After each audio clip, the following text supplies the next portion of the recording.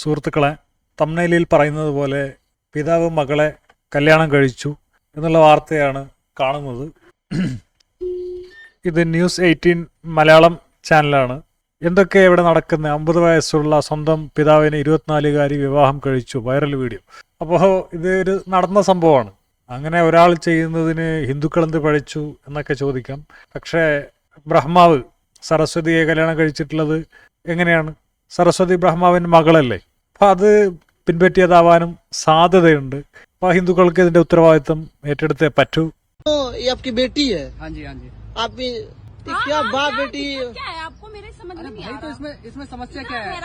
അപ്പോൾ ആള് ചോദിക്കുന്നുണ്ട്, ഇത് നിങ്ങളുടെ മകളാണെന്നൊക്കെ ചോദിക്കുന്നുണ്ട്.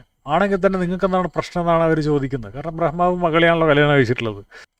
क्या बात है इसमें? तो थोड़ी भी शर्म नहीं है कि मतलब पापा से शादी कौन कर लेता है? किस जमाने में जी रहे हो?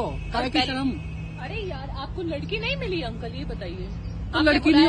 ആൾക്കാരൊക്കെ ചോദിക്കുന്നുണ്ട്, നിങ്ങൾക്ക് എന്താ വേറെ പെണ്ണുങ്ങളൊന്നും കിട്ടിയില്ലേ കല്യാണം കഴിക്കാമെന്ന്. പൊതുവെ ഇന്ത്യയിൽ സ്ത്രീ ഭ്രൂണഹത്യ കാരണം സ്ത്രീകൾ കുറവാണ് എന്നുള്ള കാര്യം വേറൊരു വിഷയം. റിപ്പോർട്ട് പ്രകാരം പറയുന്ന 1000 പുരുഷന്മാർക്ക് 907 സ്ത്രീകളെ ഉള്ളൂ എന്നാണ്. അപ്പോൾ ഉദാഹരണം പറഞ്ഞു കഴിഞ്ഞാൽ ഇന്ത്യയിൽ 1000 പുരുഷന്മാരുണ്ടെങ്കിൽ അവർ സ്ത്രീകളെ കല്യാണം കഴിക്കുകയാണെങ്കിൽ 93 പുരുഷന്മാർക്ക് പെണ്ണ് കിട്ടാതെയാവും എന്നാണ് നിലവിലെ അവസ്ഥ. അപ്പോൾ അത് വളരെ ഭീകരമാണ്. ബേട്ടി ബച്ചാവോ ബേട്ടി പഠാവോ എന്നൊക്കെ പറഞ്ഞിട്ടുള്ള സംഭവങ്ങളൊക്കെ തുടങ്ങിയതുകൊണ്ട് പെൺഭ്രൂണഹത്യ കുറയുന്നുണ്ട് എന്നാണ് കണക്കുകൾ സൂചിപ്പിക്കുന്നത്. അപ്പോൾ മറ്റുള്ള വിദേശ രാജ്യങ്ങളിലൊക്കെ ഈ വെൽക്കം പാർട്ടിയൊക്കെ ഉണ്ടാവാറുണ്ട് കുട്ടികൾക്ക് വേണ്ടിയിട്ട്. അവിടെ ഗർഭത്തിൽ തന്നെ ലിംഗനിർണ്ണയം നടത്തുന്നത് തെറ്റൊന്നുമല്ല. ഇന്ത്യയിൽ അത് വളരെ തെറ്റാണ്. അതാണ് നമ്മുടെ സംസ്കാരം, ആർഷ ഭാരത സംസ്കാരം എന്നൊക്കെ പറയുന്നത്. तो वीडियो किस लिए बनवा रहे हो आपके? हाँ, हम क्या बताना चाहते हो? अरे तो दुनिया को बताए ना, जब हमारे खिलाफ पीछे बातें बनाते थे, उल्टा उल्टा बोलते थे, तो अब पता चलना चाहिए ना उनको. ये जवाब है, उनके मुंह पे थप्पड़ है ये जो हमारे पीछे. आप बाप बेटी के बारे में अलग मतलब खराब बोलते थे लोग, तो बोलेंगे नहीं, बोलते थे फालतू. एक बात बताओ, आप लोग पति पत्नी ये वो और आज शादी कर ली ना, बस खत्म कहानी. अच्छा रिलेशन, तो आप लोग पति पत्नी वाला संबंध भी मनाओगे? अरे जब कैसी बातें कर रहे हो? शादी क्यों कर रहे हो? ये बेकार की बातें क्यों कर रहे हो तुम? तुम्हें समझ में नहीं आ रहा क्या? दिख नहीं रहा? ये देखो, ये सिंदूर, ये देखो मंगलसूत्र, कर ली शादी कर ली, और क्या? तब मैंने दोनों खुश हो ना, कोई और क्या. അപ്പോൾ ഇവർ ചോദിക്കുന്നുണ്ട്, ഈ കല്യാണം കഴിച്ചു കഴിഞ്ഞാൽ ഭാര്യ ഭർത്തൃ ബന്ധം നടക്കുമോ എന്നൊക്കെ. അപ്പോൾ അതിൽ ഇവർ സ്ത്രീ ചോദിക്കുകയാണ്, അതിലെന്താ കുഴപ്പം? ഇവിടെ സിന്ദൂരം കണ്ടില്ലെന്ന്. ഇത് ഇമാതിരി സിന്ദൂരമൊക്കെ ആദ്യമായിട്ട് കാണുന്നുണ്ട്. എന്താ സിന്ദൂരം? ऐसा नहीं है कि केवल नाम के लिए आप लोग शादी किए हो, नाम अपने परिवार को गुमराह करने के लिए. ऐसा नहीं है. अरे ऐसा नहीं है. देखो, हमने सचमुच की शादी. कितना एज है आपका? मेरी एज 24 है. आपका एज कितना? सही वाला बताना. मेरा 50. क्या അയാൾക്ക് 50 വയസ്സുണ്ട്, ഈ സ്ത്രീക്ക് 26 വയസ്സാണ്. അപ്പോൾ ഈ കുടുംബക്കാരെ ദേഷ്യം പിടിപ്പിക്കാനോ ചുറ്റിക്കാനോ ഒക്കെയാണോ ഈ കല്യാണം കഴിച്ചതെന്ന് ചോദിക്കുന്നത്. അപ്പോൾ അതൊന്നുമല്ല, ഞങ്ങൾക്ക് ഇഷ്ടപ്പെട്ടിട്ടാണ് കല്യാണം കഴിക്കുന്നതാണ് ഇവർ പറയുന്നത്.